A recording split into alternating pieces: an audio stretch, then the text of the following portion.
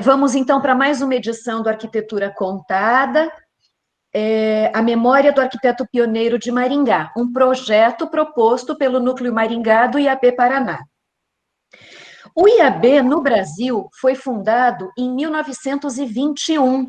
Portanto, nesse momento, nós organizamos as comemorações do seu centenário para a gente poder celebrar a mais antiga entidade de arquitetos e urbanistas do Brasil. O IAB Brasil é vinculado à FAPA, Federação Pan-Americana de Arquitetos, é filiado a várias outras associações mundiais, ao IA, me fugiu, o IA, União Internacional dos Arquitetos, me desculpem, muito obrigada pela ajuda. No Paraná, exatamente nesse momento, o IAB faz 58 anos de idade, juntinho com a fundação do curso de Arquitetura e Urbanismo da Federal do Paraná. Então, vocês vejam que fundava a Federal do Paraná em 62, fundava a IAB. Quer dizer, é uma história importante para ser registrada. Aqui em Maringá, já houve iniciativa no passado do IAB, e agora, em 2014, esse instituto foi reativado num grupo constituído, encabeçado pelo Aníbal, estávamos juntos a ele para essa reativação. Esse núcleo foi dirigido por 2 vezes, por 2 mandatos pelo Aníbal. Para eu mencionar uma das ações, em 2016, 4 anos passados, portanto, houve o diálogo com todos os candidatos a prefeito à época, reuniões em que nós mostrávamos que cidade queremos, que políticas públicas vinculadas à cidade nós queremos, e pretendemos agora, nesse 2020, repetir o feito, recebendo os candidatos, conversando com eles e reiterando que cidade nós queremos. Esse IAB Centenário, exatamente nesse momento, simultâneo à nossa live, está reunido na sala virtual com 150 conselheiros dos 27 estados da federação, debatendo sobre o futuro das cidades e organizando a sua próxima gestão no triênio 2020-2023. Eu quero registrar que esse projeto Arquitetura Contada ganhou esse poético e lindo nome vindo da nossa colega de trabalho, Érica Bernabé Takanashi, conta com uma arte visual, com os azulejos e com essa poesia que já foi escrita aqui pelo Pedro, que são os azulejos das calçadas de Maringá, né, os ladrilhos hidráulicos, numa política implantada pelo prefeito à época. Essa arte foi desenvolvida pelo arquiteto, que também faz parte do IAB Maringá, Vitor Augusto Bratti Domingues, e ainda tem a ajuda do arquiteto Vinícius Alves de Araújo, sem os quais esse projeto não iria adiante. Muitíssimo obrigada, muitíssimo importante a contribuição de vocês. Hoje, nós temos a honrosa presença do nosso gaúcho de Arapongas, e ele vai poder dizer por que ele é gaúcho de Arapongas, o arquiteto e urbanista Gilmar Ferdinandi, que tem uma contribuição gigantesca para a história de Maringá, e ele será mediado pela presidente do Núcleo Maringá do IAB Paraná, Wandinês Gremachi. Bom dia a todos, bem-vindos. Passo a palavra para Wandinês. Olá, bom dia. Eu vou começar a nossa live nessa manhã deliciosa com a seguinte frase: luz, sombra, música, arte, técnica, cor, regados ao empreendedorismo, foi o que marcou a trajetória desse nosso convidado ilustre dessa manhã, arquiteto Gilmar Ferdinandi, que vai nos contar aí as suas façanhas, como é que foi aí a trajetória profissional. Gilmar, conta para nós da tua formação, da tua origem, como é que foi, onde é que você cursou? Bom dia, pessoal. Obrigado, Vande, Inês, obrigado, Tânia, e a todos aí que organizaram. Parabéns para vocês, porque isso é muito bom. Isso faz com que, de fato, as histórias contadas e divulgadas se perpetuem pelo tempo, né? Daqui a pouco nós não estaremos mais aqui, como a Tânia mesmo falou, nós temos que passar um pouco disso para os nossos sucessores, né? E todos nós temos aí uma ligação com o futuro, com os nossos filhos de alguma maneira, na área profissional. Obrigado aí aos meus filhos, obrigado à minha esposa, e eu vou aqui começar a falar alguma coisa sobre a minha vida, né? Eu sou filho de agricultores e acabei vindo para a cidade de uma maneira assim já um pouco tardia, mas de qualquer maneira a minha mãe sempre foi contundente no que diz respeito a ter que estudar e entender que essa era uma maneira de seguir a vida com uma outra vocação, senão aquela de ser agricultor. Acabei fazendo a parte de primário na época, que era no meio rural. Fiz o secundário numa escola estadual, lá em Arapongas.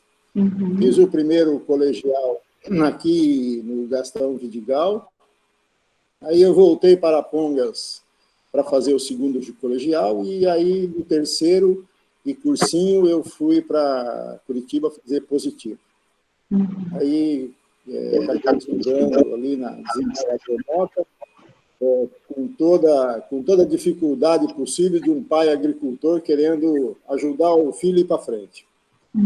E eu tinha uma ideia do contexto, do contexto edificação, do contexto construção, do contexto, enfim, nas áreas de edificação. Eu não tinha uma ideia muito sana a respeito do que era arquitetura. Fiz vestibular para engenharia na Federal do Paraná, não passei na engenharia da Federal do Paraná, acabei me inscrevendo para engenharia,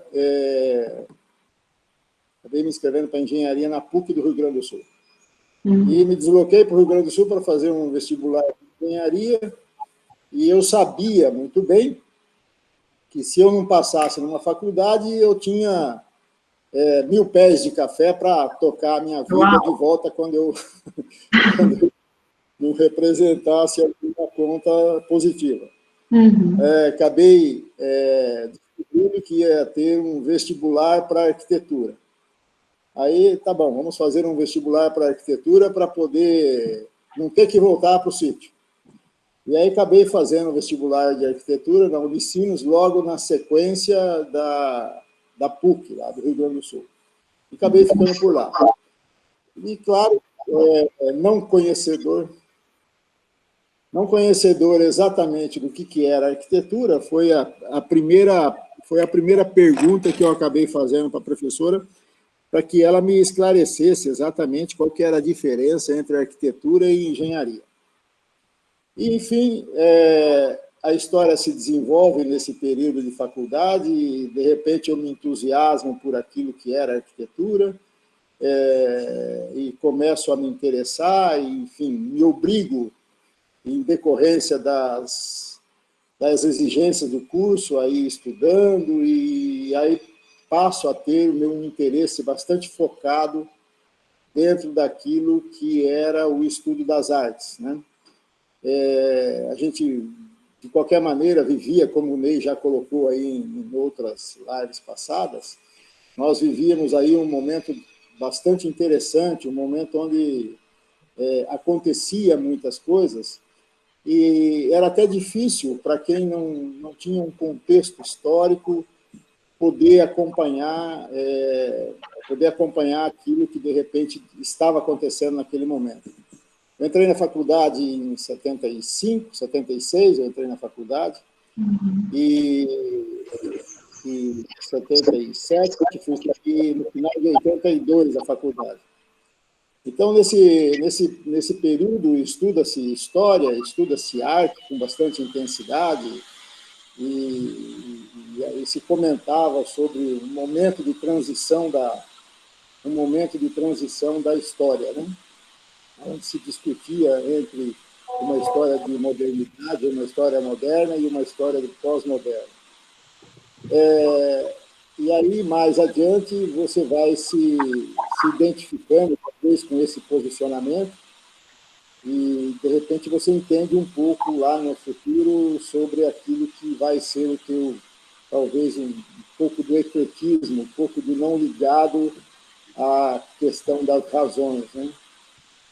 E aí, em 82, eu acabo me deparando com uma situação de família e acabo com a decisão de vir para cá. Meu objetivo não era estar em Maringá, né?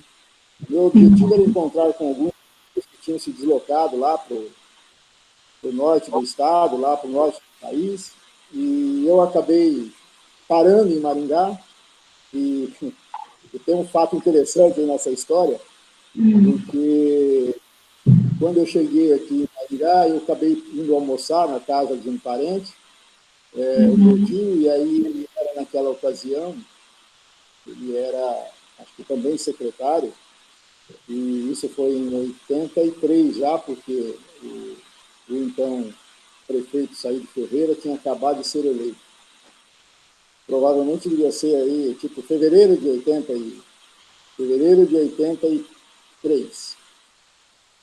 E aí ele, tipo assim, que absurdo você deixar de sair de uma cidade como Porto Alegre, poder se mudar para Rondônia, enfim, aqueles comentários familiares.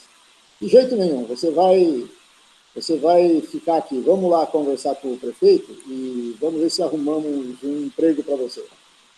E aí nós acabamos indo à prefeitura e tal, e o prefeito, de poucas palavras, de repente falou, tá bom, conversa com o Remígio lá e veja o que tem que fazer e contrata, pronto. Mas eu entendi na hora que ele viu que tinha um arquiteto vindo do Rio Grande do Sul, alguma coisa parecida, né? E aí eu fui descobrir que, na verdade, o arquiteto que estava para vir do Rio Grande do Sul era o Edson Cardoso, que tinha uma ligação com o sócio dele, né? E aí, no final das contas, me contratou, e aí, quando apareceu o Edson teve que ser contratado também, porque, afinal de contas, era ele o arquiteto que estava sendo esperado para contratar, né? Aí, nessa mesma oportunidade, conheço... O Ney tinha acabado de ser eleito também, vereador, e coincidiu os fatos, né? Aí, nessa época, conheço o Hélio, enfim, conheço o Ata, e a vida continua. Quando foi logo de início, assim, nós entramos ali naquele subsolo da prefeitura. O Hélio era diretor de habitação, se não me engano, era diretor, o Hélio era gerente, eu não lembro exatamente qual que era o cargo, mas acho que era diretor da área de urbanismo. E tínhamos ali mais eu, o Edson, a Marta, a Neide, a Inaco, enfim, que nós sentávamos numa sala de subsolo ali do Paço Municipal, né? O Belucci tinha feito um projeto, e esse projeto era um projeto que estava pronto ali, né? A área do gabinete, e tinha a área de subsolo ali, que era uma laje nervurada, e todo mundo habitava ali, toda a parte de funcionamento da prefeitura habitava ali. E aí, um belo dia, o Remígio desce do gabinete e dizendo que o prefeito tinha intenções de querer fazer um paço municipal, querer fazer uma acomodação melhor por aquilo que estava acontecendo lá. E eu, mais do que depressa, tomei a iniciativa de fazer alguns rabiscos e encaminhar para o Remígio, enfim, nessa ocasião. E o Saíde, mais que deliberadamente, acatou a ideia e pôs-se a executar a ideia. Aquilo ali era até hoje, né, uma laje nervurada, composta ali de várias células, e aí nós começamos ali. Bom, Gilmar, você saiu da faculdade fresquinho, já entrou direto na prefeitura e já logo de cara um Isso. projetão desse na sua mão, né? Que é isso que você está nos contando aqui, né? Então, olha, responsabilidade grande, hein? Responsabilidade grande. Vamos lá. Então, Exatamente. nos conte aí como é que foi o projeto da Aí, aí, aí tinha o finado Nelson, né? Aí tinha o finado Nelson que depois do expediente se disponibilizou a dimensionar, a ajudar eu a encontrar locais para posicionar esse espaço que está colocado aí.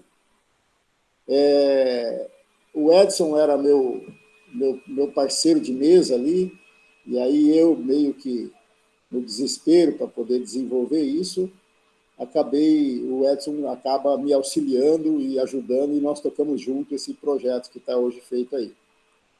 Existia uma ideia,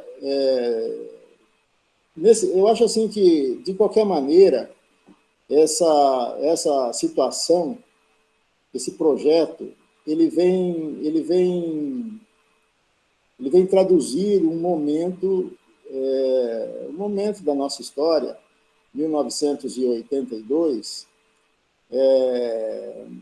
vem reforçar essa situação da palavra pós-moderno, né? Ela vem, talvez, consolidar o momento de desprendimento da razão e o momento em que a gente tenta fazer uma colocação sem muito compromisso com aquilo que é o passado. Nesse momento, acho que o Cazuza tem uma música que ele fala que o meu partido é o meu coração partido. A música Ideologia, se eu não me engano. Então, essa era a condição, era uma condição de rompimento com aquilo que era, com aquilo que se dizia, então, ser o moderno, né?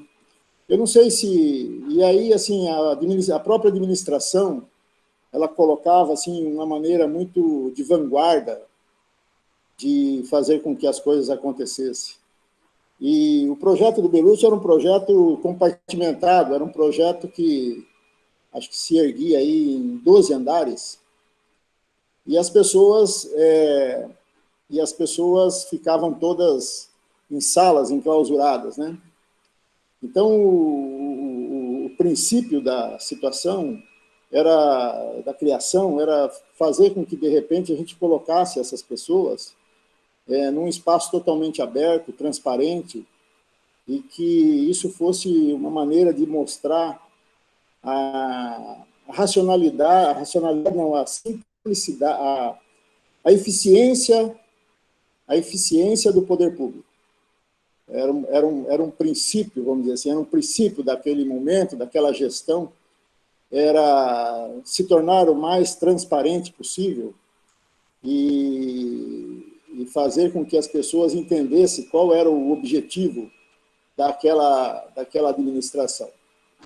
Era fazer investimentos, era criar uma situação de alavancagem do município, era fazer com que o município se tornasse uma expressão a nível regional, né?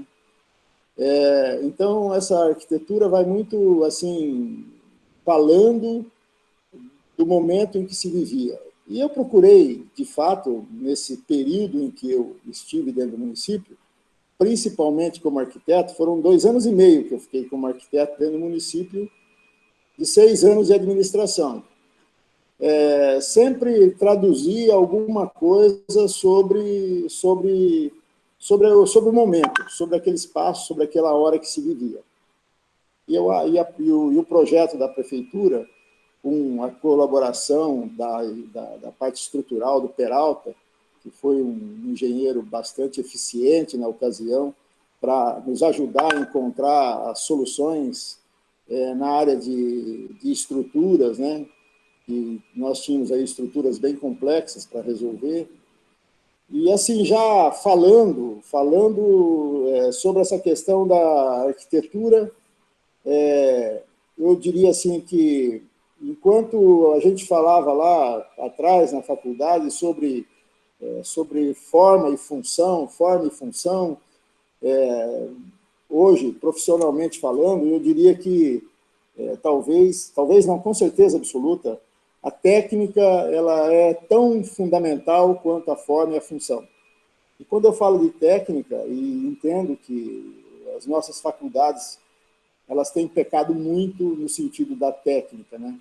Então, assim, já dizendo, né, eu acho assim que o arquiteto ele tem que estar próximo da engenharia, tem que estar próximo do engenheiro, né? Porque eu acho que, assim, não tem como você... E eu entendo que a arquitetura é uma arte, tanto quanto uma poesia, quanto uma música, e acredito que você, na música, você pode devagar à vontade, na pintura, né, da mesma maneira. Acho até que o arquiteto também pode, né?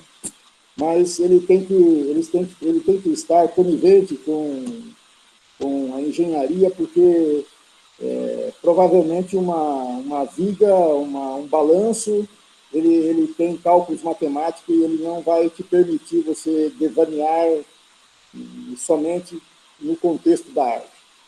Então, ela eu acho, é uma arte complexa, difícil, de bastante equilíbrio, e que você tem que estar aí conectado aí com a turma da engenharia. Tem que participar junto, e quanto mais próximo, e quanto mais exercício, melhor. Aí, nós vamos andar um pouco mais aí, e de 83, nós fizemos esse projeto. Depois, aí no decorrer de 83, 84, também surgiram novos projetos. Aí surge uma demanda, na ocasião, que foram a demanda das praças, né? Nós tínhamos várias praças que eram praças inutilizadas, praças entregues ao capim, ao colonião, essa daí era uma delas, né? E como determinação do poder público, nós tínhamos que criar uma determinada situação de urbanização para a praça. Essa praça, existia um projeto anterior a esse daí, que era para se colocar um teatro nessa praça, aí, que foi um projeto feito na época do ex-então prefeito Silvio Barros. E aí nós resolvemos fazer aí uma situação de festa, que, por sinal, nos períodos iniciais aí de inauguração, foi uma festa realmente. A molecada aproveitava, curtia, a chamada Praça da Bicicross, né? Era uma praça que a gente pretendeu levar o público para ela, através da bicicleta, do vôlei de praia, né, do vôlei de areia, de um brinquedo um pouco mais humanizado, um brinquedo um pouco mais rústico. A gente tentou, e no dia da inauguração, assim, ela foi muito bacana, assim, o tanto de gente que se aglomerou na praça, e nessa mesma ocasião aí, eu acredito que foi feita a transformação do nome da rua, como é que é? De Abolição para Leiria, naquela avenida que chega na frente da praça. E aí, enfim, a praça foi uma época de superapropriação do espaço, né? Esse espaço realmente ele foi abraçado pela população, né? Era diferente, né? Ao invés de fazer uma praça de contemplação, fazer uma praça de utilização. Essa era a ideia. Sim. E tiveram outras praças, né? Sim, aí teve a da Amabile Giroldo, acho que também foi uma praça. Sim. Que essa aí, Os seus essa era uma desníveis. praça que também a feira já existia nesse espaço aí, e aí a tentativa era de fazer com que a feira fosse para dentro da praça, mas em função da volumetria da própria praça, acabou ficando apenas uma praça de contemplação. Essa não sofreu nenhum tipo de modificação. Linda a praça. Até a Tânia tá dizendo aqui. Tânia, verbaliza para nós a tua experiência com a praça. Gilmar, essa praça está na esquina de casa. Então, essa arborização maravilhosa que é vista na imagem, ela está exuberante desse jeito. As minhas filhas, que hoje uma tem 22 anos e a outra 18, cresceram aqui. Ela tem campinho de areia, e tem a praça, e tem a feira, com pastel de feira na frente, né? Quer dizer, tudo de bom a gente estar morando em Maringá, vizinho de um lugar desse. Não sabia que era sua, parabéns, que delícia. Obrigado. Esses muros de Aí pedra. aí a outra praça acho que a outra praça foi aquela praça central ali, foi a praça do Renato Siridona, né? Isso. Obelisco. Essa foi uma praça muito polêmica também. Eu soube que tem uma história para você nos contar aí desse monumento, como é que ele foi concebido. Essa praça foi uma praça muito polêmica. Sim. De novo aparece aí o problema, nós não tínhamos um lugar para realizar a Feira das Nações. A Feira das Nações, se não me engano, era realizada lá no Parque de Exposição, um ano, enfim, cada ano ela tinha um local que ela deveria ir, e aí eu resolvi trazer a Feira das Nações aí para essa praça. E causei o maior problema, porque acabou se cortando árvores, arrancando árvores, fechando o trânsito na época, e dele, Paulo, todo mundo fez um monte de crítica a respeito, e, enfim, mas a gente tinha que criar uma situação para comemoração, para festividade, para as pessoas poderem estar um pouco mais próxima do sonho da cidade. E aí tinha o problema, né? Tinha o problema do sanitário público, que era sempre aquela história aí do banheiro ser uma conta, enfim, desagradável, né? Isso daí foi projeto também já tinha ficado, vamos dizer, dentro das gavetas lá. Isso aí foi em 85, provavelmente 86, e eu já não estava mais como arquiteto. Mas eu lembro bem desse momento, eu e o Hélio, nós já tínhamos um escritório de arquitetura, e o tanto que, de repente, começava, assim, Maringá com uma expressão de verticalização, né? E aí eu quis, além de propiciar essa oportunidade das pessoas se reunirem numa praça central, fazer um marco mostrando o quanto que o município se desenvolvia e se verticalizava nesse momento.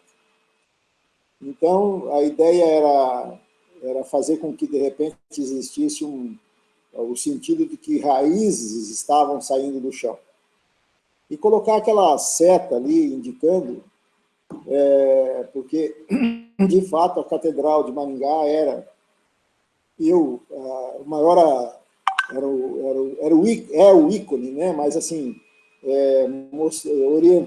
mostrando para o ícone que era Maringá, que é a Catedral. E aí me surgiu a ideia de fazer com que, de repente, isso fosse uma espécie de um pequeno tronco arrancando raízes fortes e grandes da terra. Então, foi a ideia de fazer isso aí e colocar os sanitários, enfim, colocar uma informação turística ali de baixo. Olha, na verdade, você criou um ícone, né? Um ícone bastante interessante, que existe até uma polêmica. Muitos dizem ser um escorpião, então hoje a gente está sabendo aqui que, na verdade, são raízes sendo arrancadas, né? Olha, o conceito é outro, na verdade. Indicando... Era um momento que a cidade... a cidade deixava de ser horizontal e começava a se verticalizar rapidamente. Sim. Então, eu não sei se tem ali uma data, mas provavelmente deve ter ali uma placa com uma data, e a data é essa, o marco desse momento é 84, 85, né? Sim, sim. Oh, e ficou incrível a questão dos banheiros sob o monumento, porque eles ficaram discretos e completamente integrados com o espaço, né? Ficou muito bom.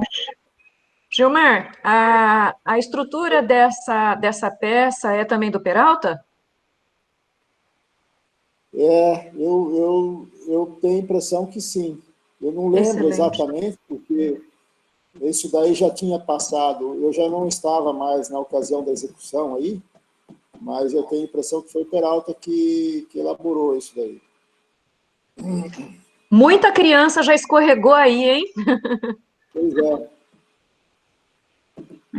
Foram praças, eu não sei, prefeitura. Eu acho que foi sim. Agora, nos conte um pouquinho mais da tua história aí na verdade, você foi traçando, né, os primórdios, a gente vê que o raciocínio era sempre de desbravamento, de implantação, verticalização, né? Em 2 anos apenas, né, de serviço público, né? O que mais você tem para nos contar agora?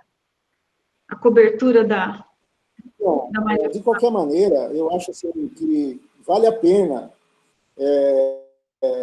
continuar salientando, né? Salientando esses não só o exercício da prática, nesse momento, como também todo um contexto, né? Que de repente eu olhava muito aquela arquitetura e o urbanismo, né? E ali tinha o Lelé, que era um arquiteto que eu admirava, que ele sempre na revista Arquitetura ele colocava todos os detalhes de pré-moldado, os detalhes de execução, os detalhes de uma obra diferente daquela que nós fazíamos, né? Eu trabalhava dentro da prefeitura, mas de qualquer maneira sempre assim focando esse quesito da obra mais industrializada, né? Por um outro lado também, assim, essa questão eu não vou falar do Niemeyer, porque o Niemeyer eu falo assim que ele é um espírito que conseguiu ascender ao panteão das formas, né?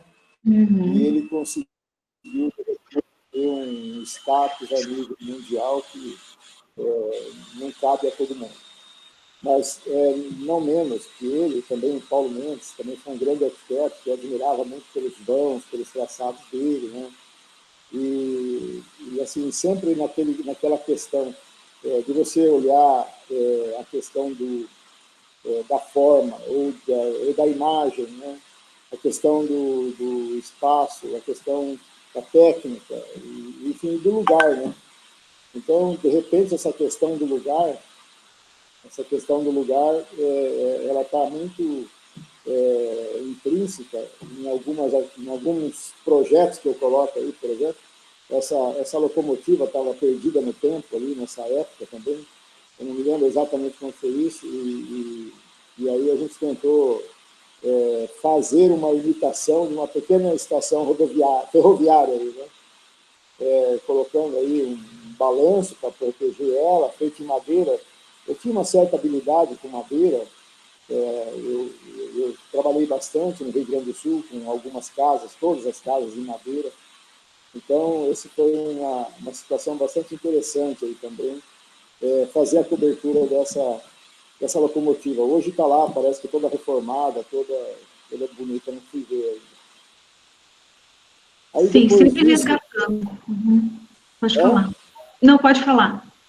Aí, depois disso, eu acho que começou uma polêmica, né, sobre projeto de teatro, e eu também fui incumbido de Gilmar, só te interrompendo.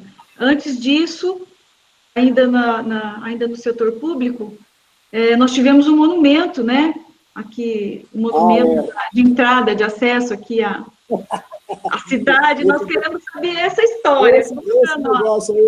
Esse negócio aí é piada, porque de repente vem uma ordem lá do gabinete para fazer um Maringá Seja Bem-vindo, né? Sim. Aí, o que eu vou fazer? Eu falei, vou fazer um machado em cima de um tronco de árvore. Gira ele, é isso aí. Dá uma girada nele. Aí eu vou fazer um machado em cima de um tronco de árvore. Beleza. Aí o Edson estava saindo para ir ver não sei o quê, aí estava indo rodar aí a cidade, aí o Edson fez um favor para mim, eu falei, Edson, passa aí, vê se esse negócio cabe aí nas rotatórias, né? Aí o Edson voltou e falou, Gaúcho, esse troço não vai caber não, vai ter que mudar. E não dava tempo, porque tipo assim, ele queria fazer no dia seguinte, né? Queria começar a obra, sei lá. E aí eu falei, não vai dar. Aí eu acabei, nessa época aí eu e o Peralta acabamos até se desentendendo. Eu queria fazer esse negócio, esse monumento fixado por esse ponto metálico que tem embaixo, e o Peralta falava assim, não cabe, Gaúcho, não vai parar de pé, esse negócio vai cair. E eu falava assim, vai parar de pé, dá um jeito, se vira. E aí acabei colocando um machado, que era para ser um machado cravado num tronco, acabou ficando ele de pé, pela velocidade que ele queria implantar. Eu não sei se ocorreu alguma inauguração, mas assim, era uma coisa bem rápida que tinha que acabar saindo e acabou ficando Maringá, seja bem-vindo, né? Dessa maneira. Ficou ótimo. Muitos dizem que é uma nota musical, e agora a gente veio saber realmente o que significou, né? E sempre você resgatando a origem, de onde viemos, registrando o progresso, é muito linda. É poético, né, na verdade, essa impressão. Depois, em seguida, o que temos? Continuou, daí aí nós viemos para o teatro, a questão do teatro. Também também foi uma novela. O teatro também foi uma novela. Eu acho que nós fizemos uns 5 ou 6 projetos de teatro. Porque todo lugar era a dona Frida Biscaia. A dona Frida Biscaia, ou Eufrida, era Frida ou Eufrida? Como é que era o nome dela, Hélio? Eufrida ou Eufrida? Acho que era Frida Biscaia. Eufrida. Dona Eufrida Biscaia não saía do gabinete, ela era uma mulher bastante intensa no que diz respeito à arte e à cultura de Maringá, e ela cobrava fortemente do município uma iniciativa para a solução do teatro de Maringá. E aí começou aquele desespero, eu saí pondo pressão para poder fazer o tal do teatro, e aí começamos. Aí fizemos um estudo de teatro naquilo que era a esquina da feira ali do Parque do Ingá, e, enfim, o espaço não era suficiente. Aí fizemos um estudo lá do lado onde hoje é ali as piscinas, ali o parque, ali depois do... Enfim, o parque esportivo ali, aquela quadra, aquele espaço que tem da área esportiva. Depois fizemos um estudo ali onde está o Farol do Saber, no Bosque 2.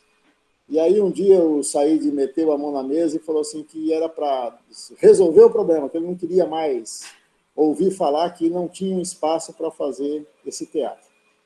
E aí estávamos um dia passeando, ele, o Remígio, o Diniz Afonso, inclusive estava junto, e passamos aí nesse terreno, e foi assim. O teatro vai ser aqui. Aqui era um lugar totalmente desolado, longe, no meio de uma zona residencial. Aí eu fiquei decepcionado com o local. Falei assim, mas não é possível que nós vamos colocar um teatro no fim do mundo aqui. O teatro tem que ir lá, né, numa área mais central. Mas, enfim, eu falei, tá ótimo. E a ideia era aproveitar o contexto e fazer uma integração com o Bosque, né, que era da Companhia Melhoramento na época. Então eu falei, tá bom, então eu acho que o teatro é uma oportunidade de nós criarmos um futuro centro de eventos em Maringá, e centro de eventos acontecer, o melhor lugar para acontecer seria esse bosque que está aqui. A abertura do evento, a exposição do evento aconteceria no teatro, daria uma multiplicidade de atividade para o teatro, e aí se disporia um centro de eventos ali dentro do bosque, num lugar que teria espaço, tem espaço, que daria para fazer. E aí acabamos trabalhando no desenvolvimento do teatro, e ele então teria uma passarela que ligaria a posição de onde ele está para dentro do bosque, sem interferir na área ambiental, enfim, e a gente se dirigiria então a um futuro centro de eventos. Aí me acomodei com a ideia de fazer o teatro ali, e no final, enfim, foi um momento bastante interessante também, porque acabei me envolvendo com o pessoal da arte cênica, acabei me envolvendo com o pessoal da parte de acústica, e foi um pessoal que, de repente, contribuiu bastante no período para esse lado da formação. Aí, na sequência, a Cristina também dá uma força para ajudar, para terminar, para concluir o teatro. Ela foi bastante importante naquele momento, porque eu também já não disponibilizava mais do tempo, porque eu não estava mais na secretaria, e eu tinha ido para a Secretaria de Planejamento já nesse momento, e daí também me parece que, por falta de recurso, a obra parou, né? E depois ela vai ter uma retomada um pouco mais para frente para o seu término. Mas ficou uma obra bastante interessante. Bom. Não, excelente, uma obra monumental, né? Com palco italiano, para abrigar orquestras, espaços contemplativos, né? Era para ter um espaço aí quando o artista chegasse. Mas a dona Elfrida foi uma mulher que contribuiu bastante para isso daí também. Ela acompanhou todo esse trajeto na época, e ela é uma mulher entendia bastante, né, de todo esse contexto teatral. Sim. Aí, quando foi 84, eu ainda estava na prefeitura. Nós tínhamos nos mudado lá para a Avenida Brasil, e estava em construção o Paço Municipal. E 84. E aconteceu um fato bastante interessante, que eu acho que vale a pena contar.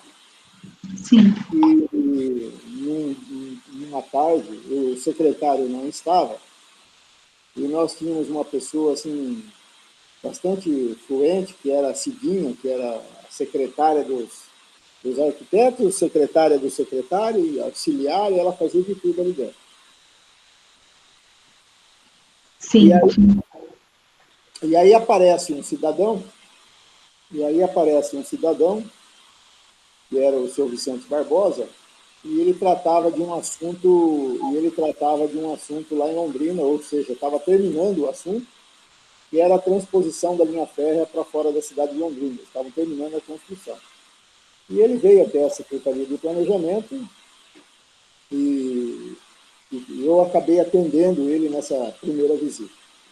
E aí, Gilmar, antes de você continuar, nós temos aqui o seu filho, Guilherme, registrando aqui no chat, que depois de anos eu tive prazer de fazer a adequação de acessibilidade junto com meu pai. Incrível, parabéns para o Guilherme. A professora Norma também aqui, fizemos alunos do 4º ano, uma visita técnica aos bastidores do palco do teatro. Aí, segundo a professora, um lugar incrível, né? Os bastidores maravilhosos. Então, assim, essa obra começou no primeiro mandato, né? Mas ela só foi concluída anos depois disso, né? Ela teve uma interrupção, e anos depois disso ela retomou, né? E daí já marcou novamente, foi um marco na tua carreira também, né? Você então se desliga e se liga a Londrina, e daí tem uma nova fase aqui na tua carreira no setor público, né?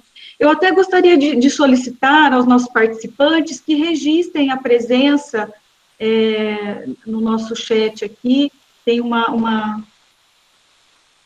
deixa-me ver aqui, uma listinha, né, Tânia? Para registro dos participantes. Então, não se esqueçam de assiná-la, por favor. Então, vamos lá. Eu vou compartilhar de novo o mesmo link para, à medida que a apresentação vai se desenvolvendo, as pessoas se inscrevem, se registram, só para a gente ter sabido quem esteve aqui nessa reunião. Obrigada. Isso. Bom, então vamos lá, vamos continuando. Você, então, Gilmar, se desliga, tende a Londrina agora, então? Não, aí, assim, aí eu recebi, aí quando foi ali nessa data, eu recebi esse cidadão, ele vem oferecer um serviço da Mendes Júnior, no sentido de fazer a remoção do trem de Maringá. E aí eu atendi esse cidadão e ficamos conversando ali, trocando ideia, etc. Eu acho que ficamos assim, tipo, das 2h da tarde até umas 4h30 da tarde, conversando ali na secretaria. Isso já é na Urbamar, né? Já é na Urbamar, isso? Não existia Urbamar ainda. Aí, tá. Esse é um trajeto que ocorre ali final de 84, ano de 85 e meados de 86, e aí que é o fato gerador e a criação da Urbamar. Uhum.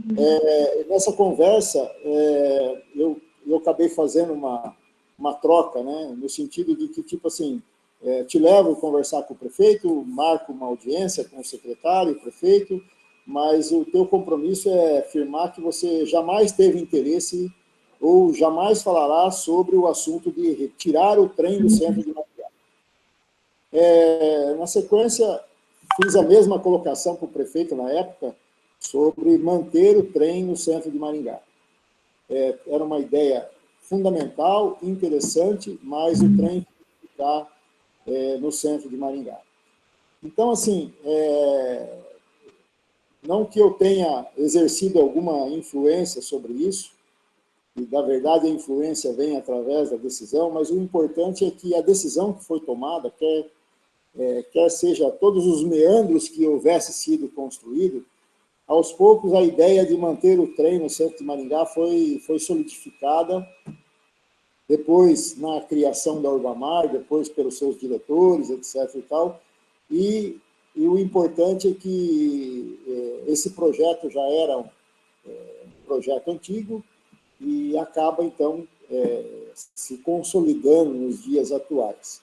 Então, eu fui secretário, aí o Remígio, na época, assumiu a presidência da Urbamar e foi conduzir, junto com o Oscar Niemeyer, e na época os diretores eram o Remígio, o Ricardo, o Turchiari, e tinha o diretor administrativo, eu agora me falhou o nome dele. E aí eles começaram a conduzir esse processo, junto com o pessoal da Mendes Júnior, na contratação desse projeto. Enquanto isso, nesse período, eu estava substituindo o Remígio na Secretaria de Planejamento. Eu substituí o Remígio na Secretaria de Planejamento. A Secretaria de Planejamento era um órgão que tinha as suas atividades já prescritas, o Hélio exercia um cargo na área de urbanismo, ali, com uma eficiência incrível, todo mundo funcionava, e eu praticamente foi um período que assim, havia muito da consolidação daquilo que se praticava e daquilo que se exercia no município. O que eu tenho de boas recomendações, de boas lembranças desse período, é que, de fato, de 85, o volume de metro quadrado da cidade, em termos de projeto, crescia absurdamente. Eu não sei quanto hoje se aprova se aprova de metro quadrado em termos de Secretaria de Planejamento, mas para nós, na época, os números eram assim, números absurdos. Eram coisas que provavelmente o Hélio vai ter essas informações aí para falar, mas de fato era bastante grande. Aí eu fico até 86 aí, e 87 e 88 eu vou para o Urbamar. O Remígio volta para a Secretaria de Planejamento e eu vou para a Urbamar. E aí fico na Urbamar 86, 87 e 88, até o final do mandato.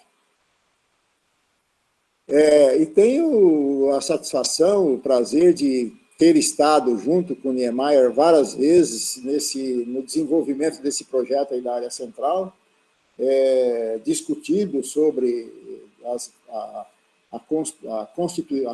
vamos dizer assim, a formatação do projeto de uma maneira mais adequada possível, a realidade que existia naquele momento, a realidade que existia naquele momento no que diz respeito àquilo que estava proposto pelo projeto Ágora, era uma realidade totalmente condizente com a demanda de mercado.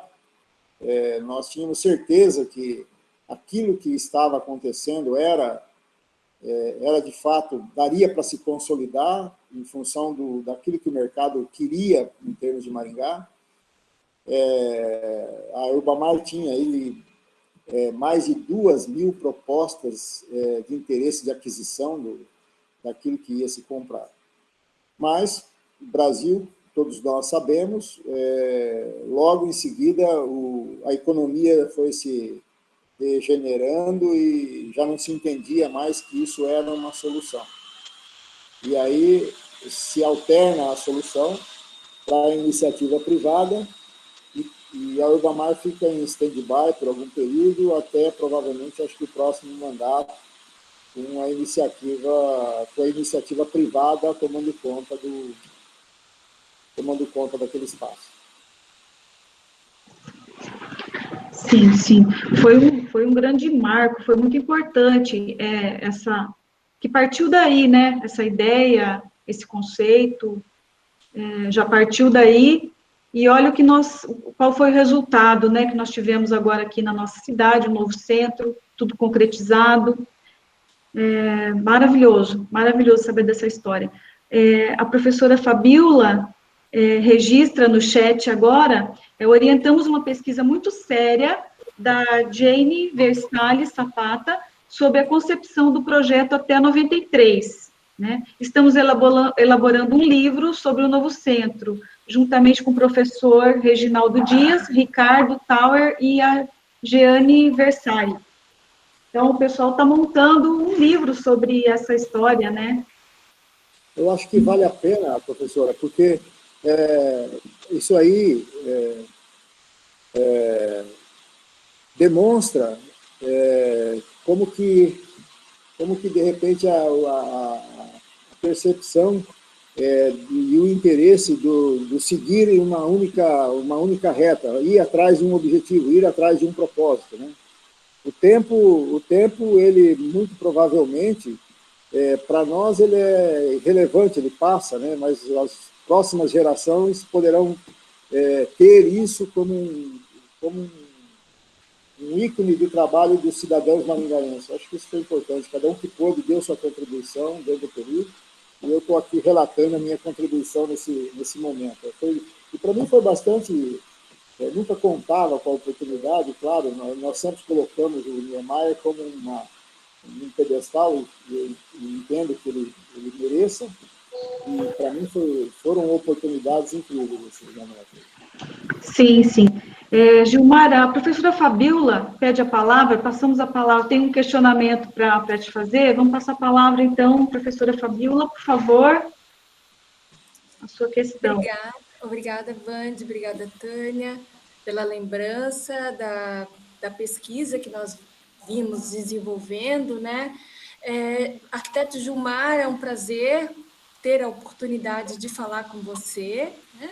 E eu gostaria de fazer um questionamento, agradeço pela palavra nesse momento, podia ser mais né, no final, mas aproveitando, sobre a questão de manter a via férrea no centro da cidade e não desviá-la, é algo que nos intriga, porque a gente encontra poucos registros do que levou essa decisão, né? Então, foi uma questão econômica, foi uma questão de referências, porque as outras cidades, como Londrina, elas desviaram a sua via férrea. O que fez Maringá manter a sua via férrea no centro? Obrigada. Desculpe, assim, talvez a minha falta de humildade, mas eu acho que a deliberação política daquele momento, a situação foi muito simples. Eu conversei com esse cidadão durante 2 horas, me retirei da sala junto com ele e me dirigi ao gabinete. Pedi para a secretária que eu queria falar com o prefeito. Certo? Cheguei para o prefeito na ocasião e disse para ele: doutor Said, tem um cidadão aqui, apresentei o cidadão para ele, que nos auxiliaria a mexer com o transporte ferroviário de Maringá, ou seja, remover um problema que nós temos, que é o problema da transposição da linha férrea norte e sul. Eu só gostaria que o senhor tomasse a única decisão, que é a decisão mais lógica que poderia ser, que seria manter o trem independente de qualquer circunstâncias que viesse a ocorrer. Tá certo? E eu acho assim que, de qualquer maneira, eu tinha uma boa relação com ele na época, entendeu? Então, foi isso, foi apenas isso. Eu acho que foi uma decisão dele.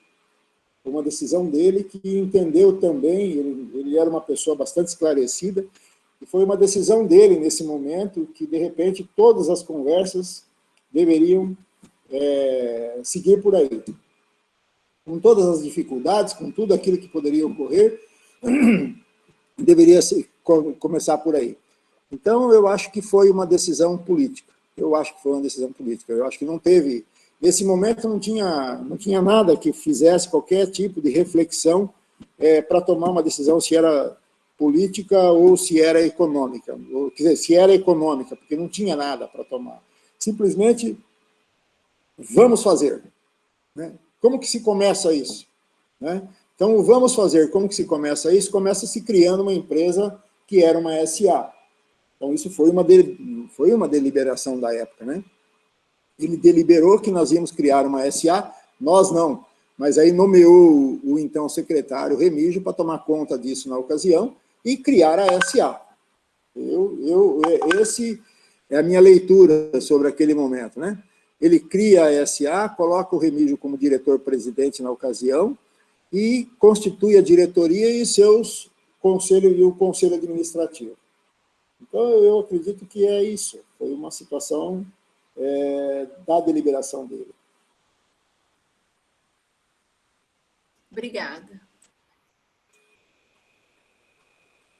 E que depois disso gerou muito polêmica sobre o fato de, né, da onde que ficava, se deslocava para a direita, se deslocava para a esquerda, o posicionamento. Eu acho que o outro grande momento foi no momento em que se decidiu em que posição que ficaria, né, porque havia aí um desvio ou para a direita ou para a esquerda da ferrovia na ocasião, e houve assim, um consenso de opinião de como que ficaria a ferrovia. Eu acho que esse foi a grande viabilidade, porque parece que não se encontrava, naquele momento, a viabilidade de fazer o que está feito aí hoje.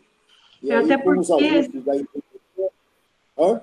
até porque, dado ao crescimento vislumbrado da cidade, se você desviasse um pouco para a direita ou para o sul ou para o norte, ela aí estaria gerando o mesmo conflito, na verdade, né? Aí o fato do rebaixamento, eu creio que realmente foi brilhante ela ter sido rebaixada, que, além de ser uma obra bastante inovadora, remete aos grandes centros, os metrôs que nós temos, até pela ideia de transporte de pessoas, que fosse multiuso, na verdade, né? Eu imagino que deve ter sido deve ter pautado essa decisão na época, né? Porque hoje a cidade se estendeu muito, né? Tanto a norte quanto a sul, a expansão das fronteiras da cidade, né? Eu acredito que deve ter pautado aí essa decisão, né? E hoje Londrina já se depara com o problema novamente, né? 35 anos depois, já temos problema em Londrina novamente. E teve mais uma peculiaridade que se faz a possibilidade de 3 pistas, né? Ou vamos dizer assim, Sim. 3 trilhos, né? A largura é suficiente para isso, né?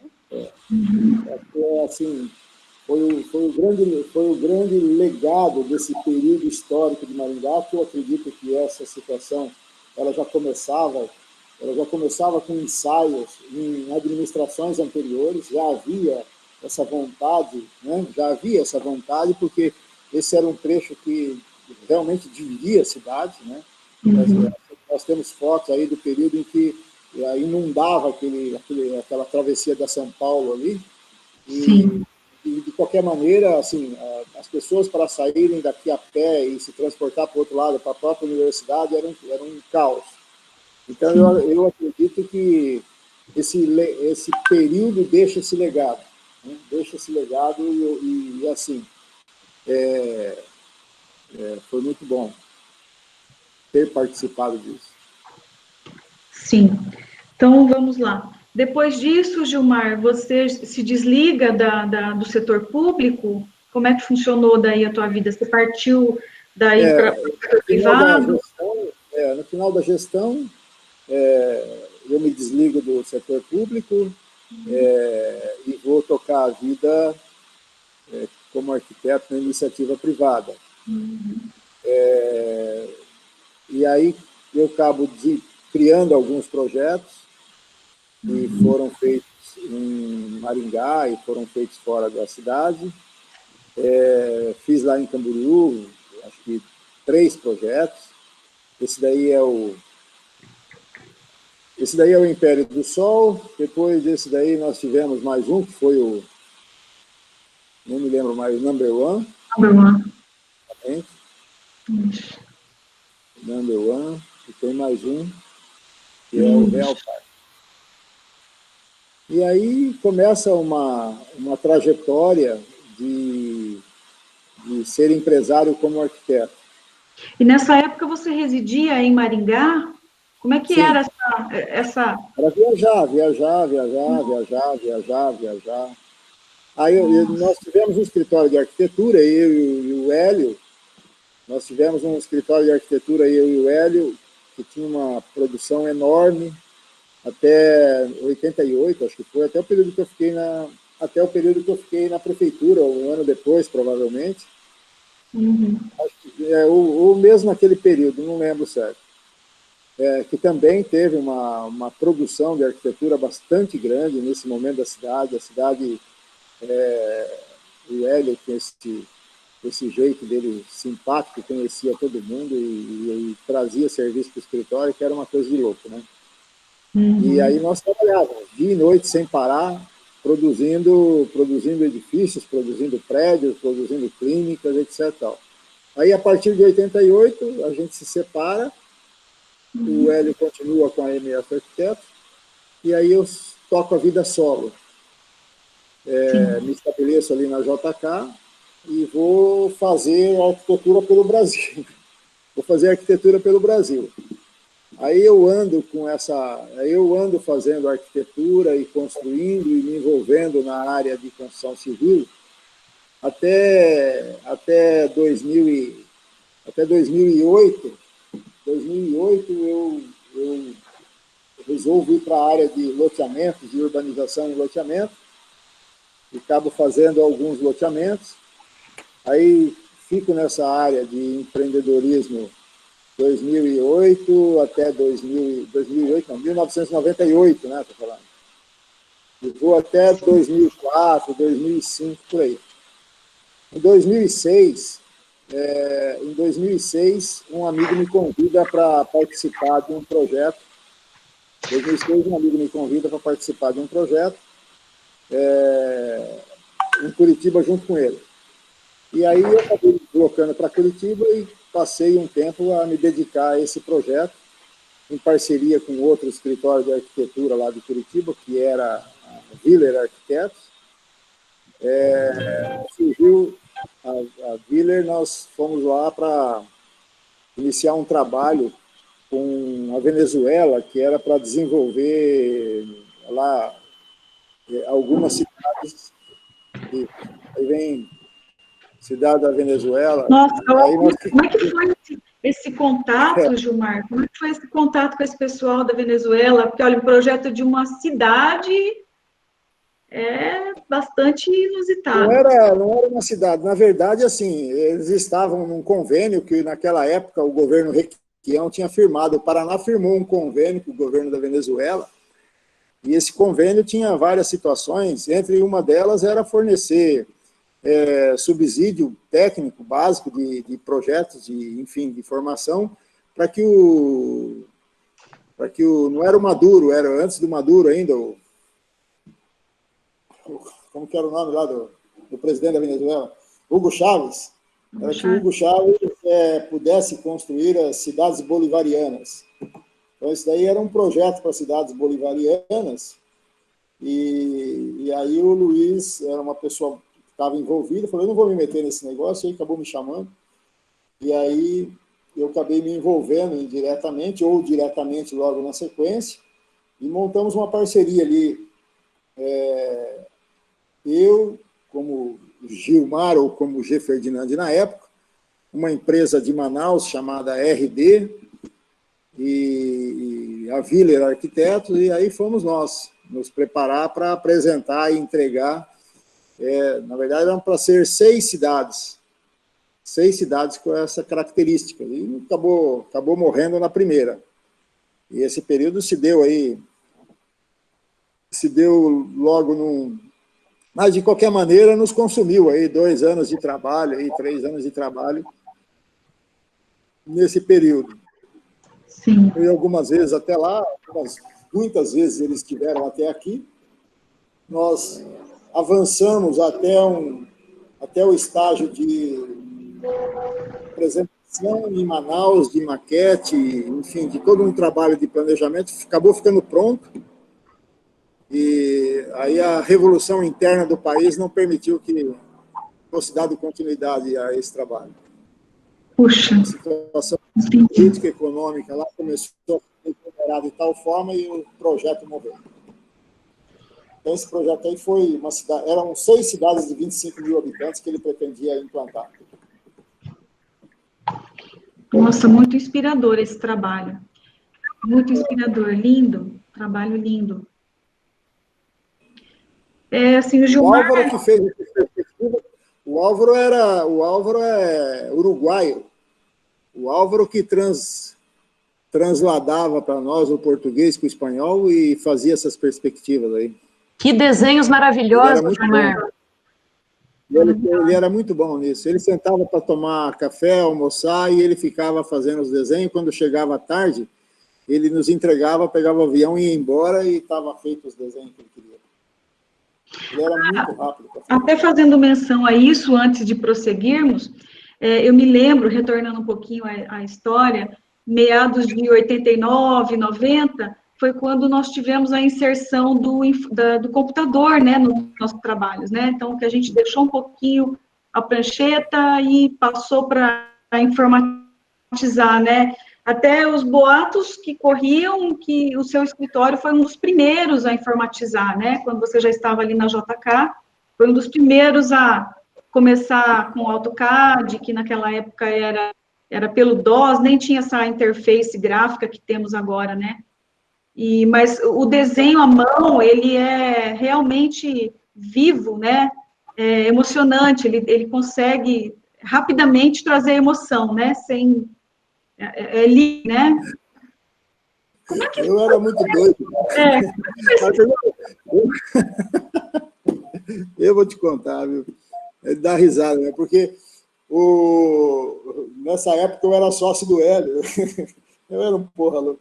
Aí eu falei para o Hélio, botei na cabeça do Hélio que nós tínhamos que comprar um computador, que nós tínhamos que fazer isso, tinha que fazer aquilo. Isso era 87.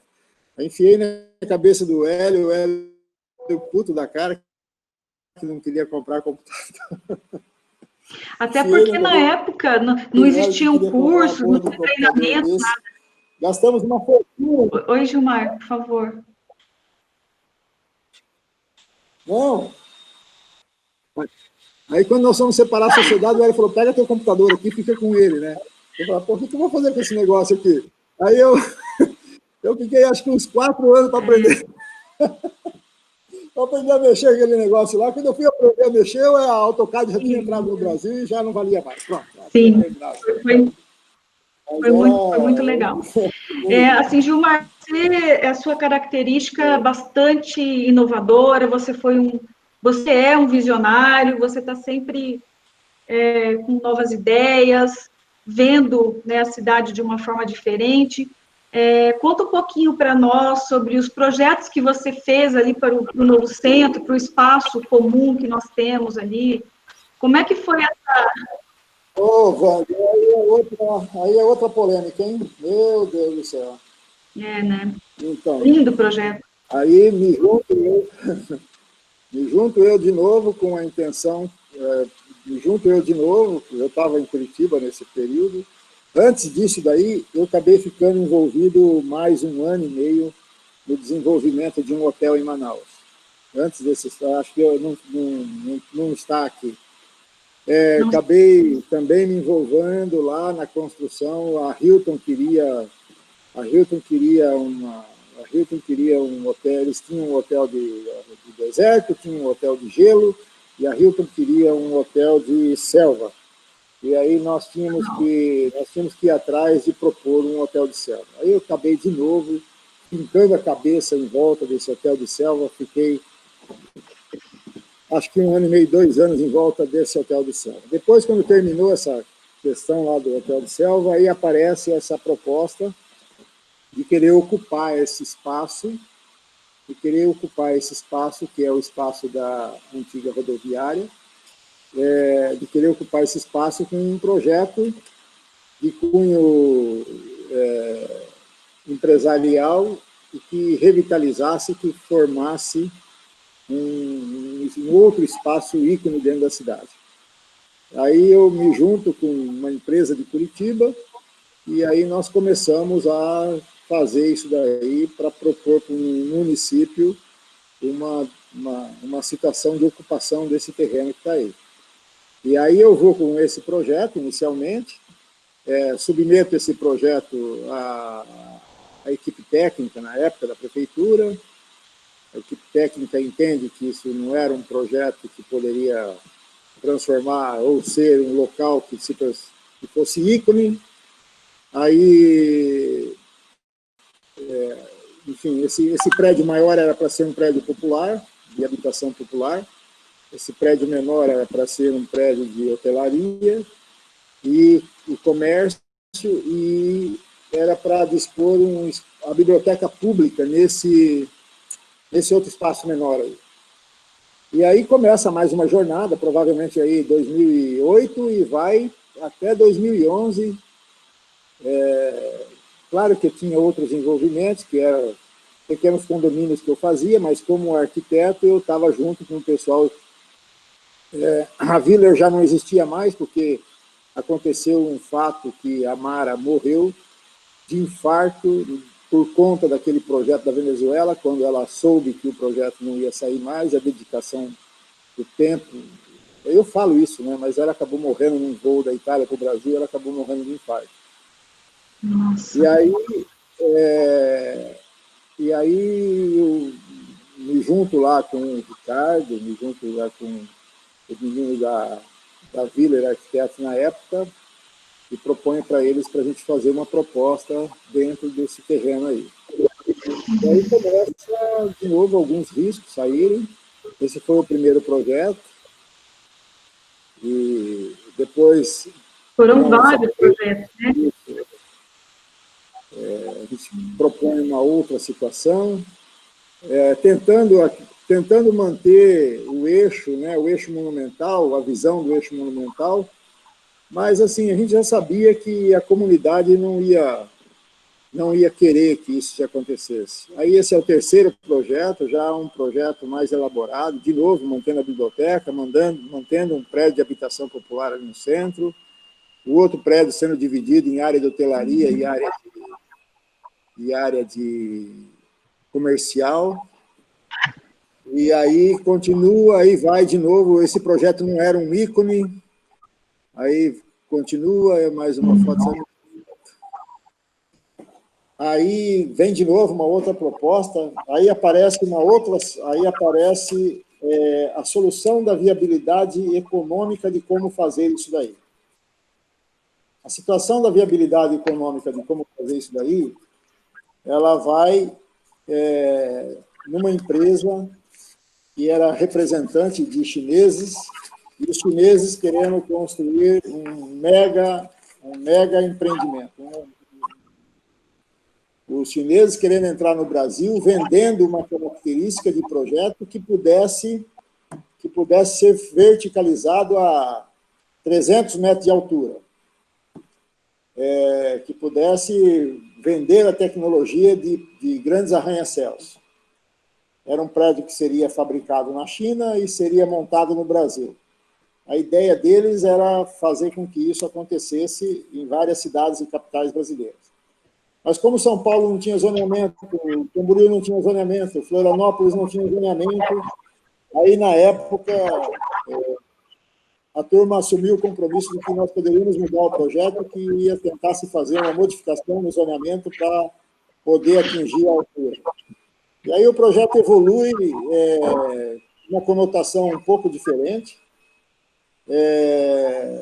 para poder se ter altura e atender os objetivos do investidor, e o município teria que fazer a alteração da lei autorizando que isso fosse construído. Não se teve sucesso, não se obteve sucesso na autorização da lei, e morre de novo aí por volta de 2010, 11, 12, sei lá. Ah, não, isso aí acho que foi já mais para frente, 14 já foi. Já em 2014, já aí morre a ideia de se fazer um grande empreendimento, mas antes de morrer a ideia finalmente, ainda mais um estudo maravilhoso, utilizando dos mesmos preceitos, ainda mantendo a empresa com interesse de investimento, e aí a gente acaba formulando essa ideia aí para colocar lá, que também foi em vão, porque nós já nessa altura do campeonato, nós já sabíamos que nós não íamos ter autorização do município para empreender a altura naquele local. Sim, e esse projeto foi com o conceito de vão livre do eixo, né? Do eixo monumental livre, é isso? A ideia era manter o espaço central vazio para consolidar o eixo, né? Mas tudo que nós fazíamos não dava para consolidar muito o eixo. Sim. Acabava tendo que ter o interesse da iniciativa privada e o interesse público. Então, mas que loucura, você é um grande articulador de negócios, né, na verdade. Você fazendo negócio com os chineses e inovando. São oportunidades, né? As oportunidades vão aparecendo, eu acho que, assim, conforme elas vão aparecendo, e o fato de você estar sempre em contato com muita gente, você vai embarcando nas oportunidades conforme elas vão aparecendo, né? O fato de reconhecer a oportunidade quando ela está à nossa frente é uma característica sua, né? Não devemos perder nenhuma. Sim, sim. Tá, e depois disso, na verdade, Aí os filhos já estão ficando maduros. Essa loucura toda, os filhos participando. Isso, aí a gente parte para uma empresa, junto com os filhos, dentro do sistema financeiro de habitação, e vamos fazer projetos Minha Casa Minha Vida, e estou até hoje nisso daí, trabalhando em projetos populares, dentro dessa linha do governo, e começamos lá em 2000, praticamente trabalhando com uma empresa em 2011, 12, e estamos aí, fazendo parcerias com outras empresas e tocando o Minha Casa Minha Vida brasileiro, que agora vai ser Casa Verde e Amarela, né? E fazendo projetos mais a nível popular, desenvolvendo produtos econômicos e bem econômicos.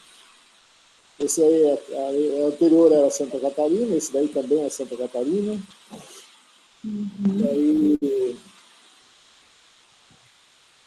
esse daí é Apucarana. Dourado do Vale. Tem, esse aí é Rolândia. Gilmar, e você, além do projeto, você também executava essas obras? Aí agora com a engenharia do meu lado, né? Então, assim, a gente faz o projeto, desenvolve o projeto, desenvolve a área imobiliária, desenvolve toda a trajetória da parte de incorporação imobiliária, e agora tem o braço do Gustavo, que é o caçula, que tem uma empresa de engenharia, e ele assume na parceria, junto com outras empresas, isso daí. Então, eu cuido mais da área do desenvolvimento imobiliário. Gilmar, a gente percebe, assim, em você, eu posso dizer que um arquiteto completo, porque além da maestria no projeto, articulava os negócios, setor imobiliário, também geria a execução das obras. Assim, para nós, é um grande exemplo, né, de conciliar tudo isso, porque, na verdade, é isso mesmo que nós precisamos fazer, né? O que você, como arquiteto visionário que é, inovador, qual é a Maringá que você vê para o futuro, que você deseja? O que você imagina aqui para Maringá? Que você gostaria que modificasse ou que fosse implantado? Nós não podemos deixar de reconhecer que o tempo vai passar e uma grande conurbação urbana vai acontecer, né?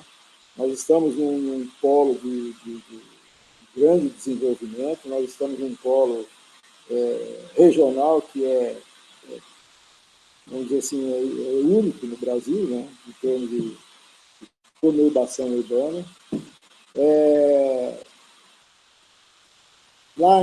Lá atrás, há 30 anos atrás, lá o Hélio lembra, existia um Metronor, né, Metronor que discutia de que maneira que as regiões metropolitanas iriam se organizar, de que maneira que essa situação ia ocorrer.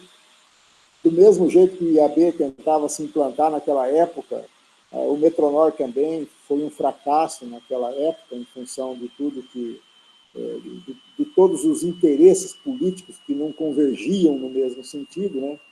Mas, independente disso, a região continuou crescendo, ela continuou se desenvolvendo, e acho assim, fica para quem tem mais habilidade em se organizar, para quem tem mais habilidade em juntar a sua comunidade,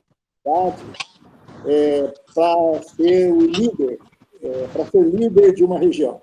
Eu não tenho dúvidas que Maringá é líder de uma região. Ela é líder de uma região porque ela fomenta o desenvolvimento dos projetos, ela fomenta o desenvolvimento de profissionais e assim, não posso deixar de reconhecer a participação de vocês dentro da sociedade, do Hélio, que está constantemente aí junto da sociedade, declinando sobre o ponto de vista do arquiteto, que eu encontro mais com ele aí.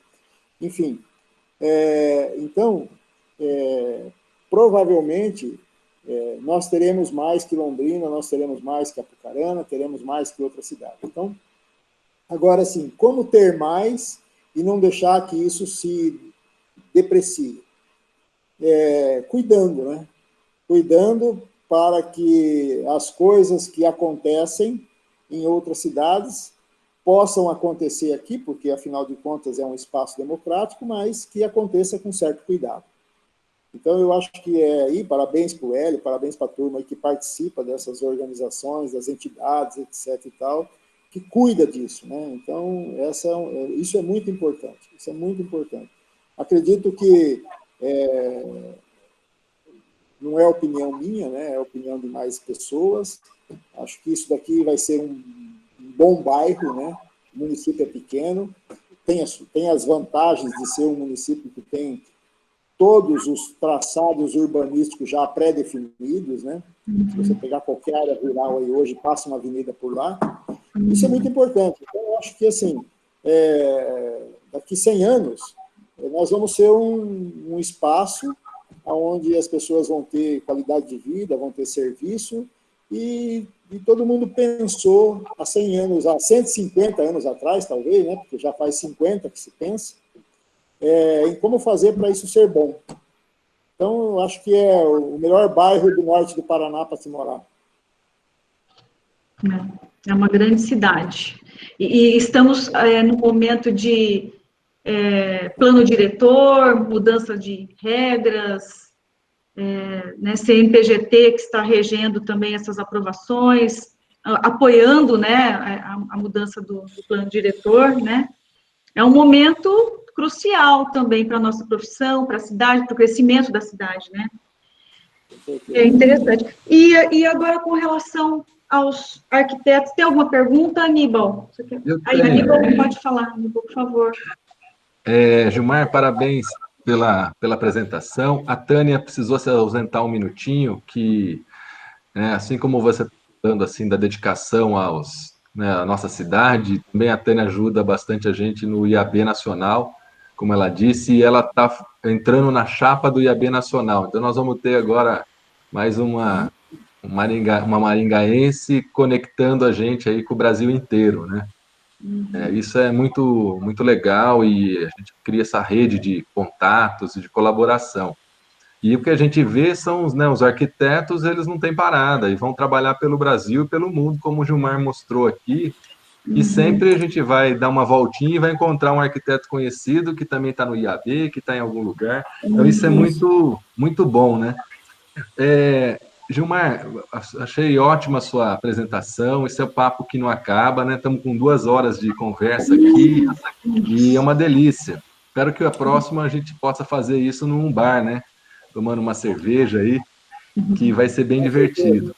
Eu queria te pedir para você contar uma história. Só refazer um registro, eu vejo aqui também que, além da gente estar com um grupo de arquitetos, tem mais um grupo de pessoas que gostam muito de discutir a cidade, né, como o Depra, que está aí, que faz parte da ajuda no Maringá Histórica, é conselheiro da cultura, a Veronique, também da Secretaria de Cultura. Então, assim, são pessoas, né, não são só os arquitetos que estão interessados em falar da cidade e tal, e é muito legal a gente discutir com outras pessoas que não só com o nosso grupo, né? Então, essa reunião nossa do IAB é muito legal, as 50 pessoas passando por aqui é muito bom. Mas a minha pergunta para você é o seguinte, queria que você contasse a história sobre, que você disse que vocês tentaram montar um núcleo do IAB aqui nos anos 90, talvez, não sei, 80, e que você disse que vocês se reuniram, você me falou uma vez, ali onde era, do lado do Deville, num boteco, que acho que estava o Cássio Goraieb. O Cássio Goraieb.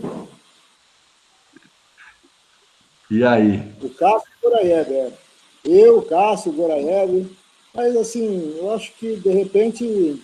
O Guatassara, me parece que também acho que ajudou. Faltava o Guatassara, assim, era conversa, faltava sinergia, talvez, de envolver-se, né, na situação, de se dedicar como vocês se dedicam.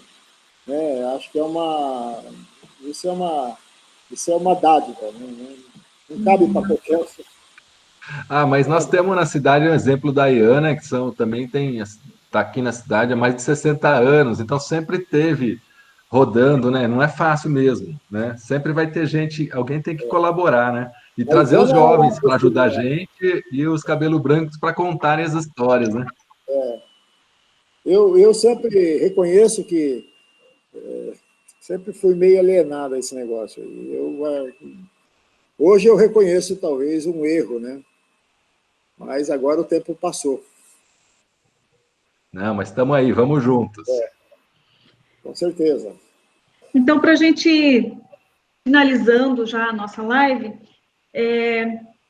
você daria que conselho para os arquitetos, para os novos, para a nossa classe? Que conselho você daria, como proceder? O que você gostaria de deixar?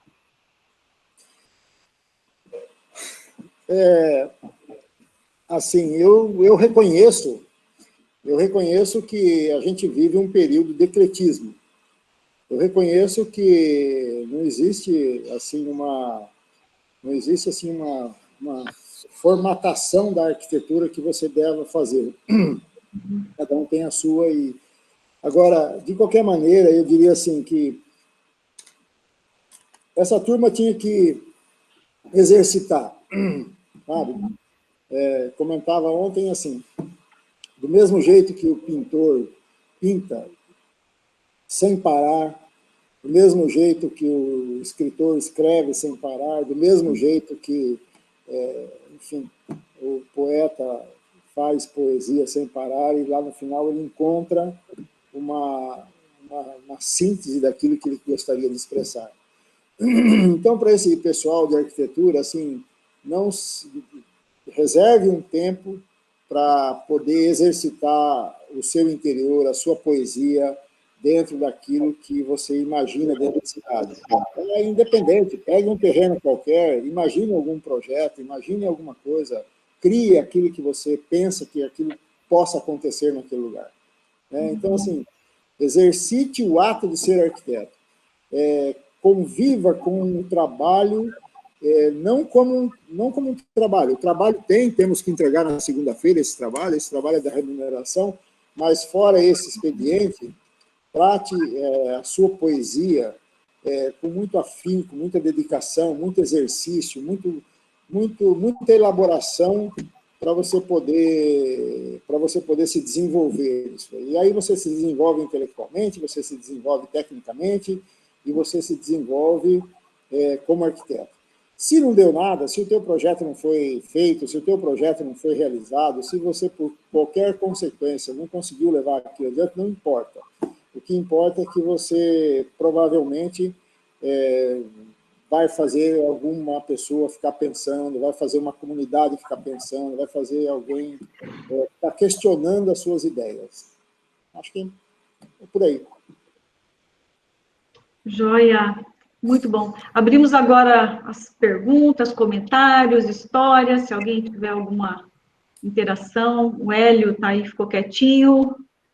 Conta para nós alguma coisa aí, Hélio. Conta as fofocas.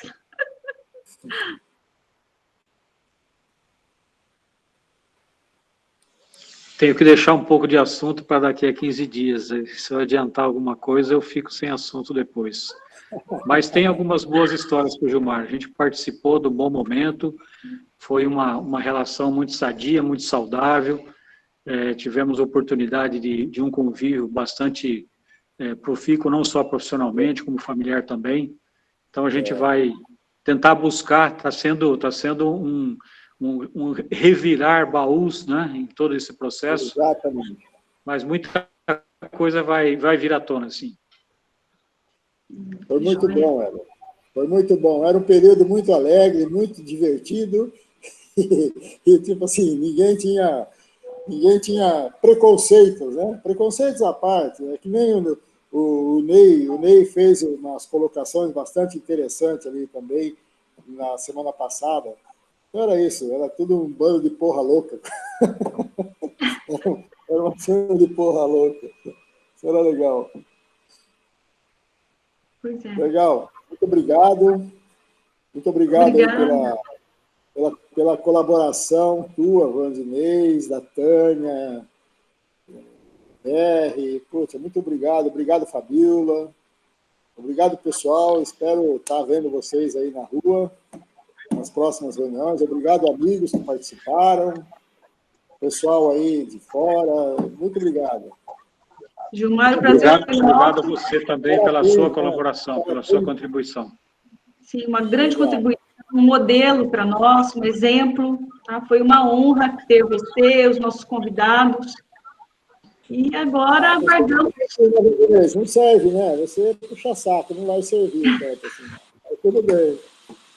Obrigado, gente. Obrigado aí pelo trabalho que vocês fizeram e que estão fazendo. Obrigada, foi um prazer, Gilmar. Até mais. Valeu. Tchau, obrigado. Valeu. Abraço, valeu. Obrigada.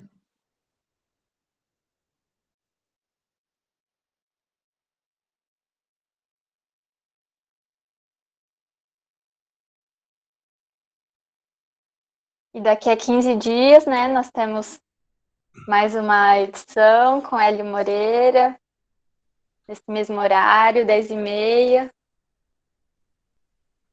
Esperamos todos vocês novamente. Ótimo. Joia, Vandinês, foi ótimo. Parabéns aí pela condução, Érica. Obrigado pela presença de todos também. E vamos divulgar novamente, né? Está sendo muito bacana aí. Sim, essas 2 horas passam rapidinho, né? Rápido. Até deixar um convite, né, Aníbal, para os arquitetos presentes, para chegarem ao nosso núcleo, juntar forças aqui conosco, que nós, né, será de grande valia, serão muito bem-vindos. A participação é o fundamental, né? Vir nos eventos, a gente conversar com as pessoas, é isso aí. Sim. Muito Joia. bom. Obrigada. Eu vou encerrar a gravação aqui, agradecendo a todos novamente aí. Valeu, Obrigada. gente. Obrigado. Até mais. Tchau. Tchau.